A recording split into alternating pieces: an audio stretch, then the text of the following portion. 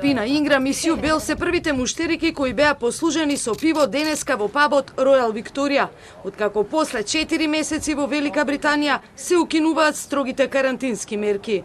Луѓе со мали деца во редици чекаат да ја посетат лондонската зоолошка градина, а за најмладите најинтересно е живеалиштето на пингвините.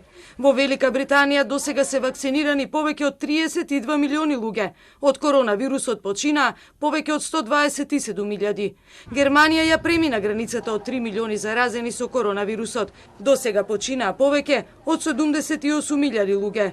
Германската влада планира утре да ги заостри прописите за национални антиковид мерки за да може да воведе затворање во целата земја, вклучително и ноќен полициски час, а при тоа избегнувајќи отпор на локално или регионално ниво. Германските универзитети во Дортмунд денеска започнаа со тестирање на студентите во кампусот, каде на сите студенти кои ќе посетуваат настава ќе им биде направена проверка на COVID-19. Mitte März gestartet mit den ersten PCR-Pooling. Wir müssen uns langsam rantasten. Es ist nicht so, dass es wahnsinnig viele Erfahrungswerte in Deutschland dazu gibt. Wir tasten uns langsam ran, was heißt, wir erhöhen die Anzahl der Getesteten jede Woche. Und bisher haben wir ein paar hundert Leute getestet und bisher waren alle glücklicherweise negativ.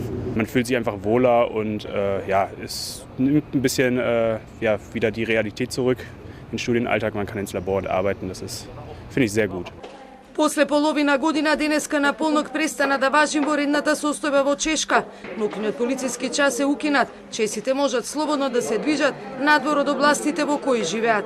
Дел од децата денеска се вратија во училиште. Тие редовно ќе бидат тестирани со антигенски тестови. Отворени се уште неколку видови продавници. Новиот министер за здравство Питер Аренбергер побара да остане во сила забраната за собир на повеќе од 2 лица, наместо предлогот за 20 лица на отворено и 10 во затворен простор.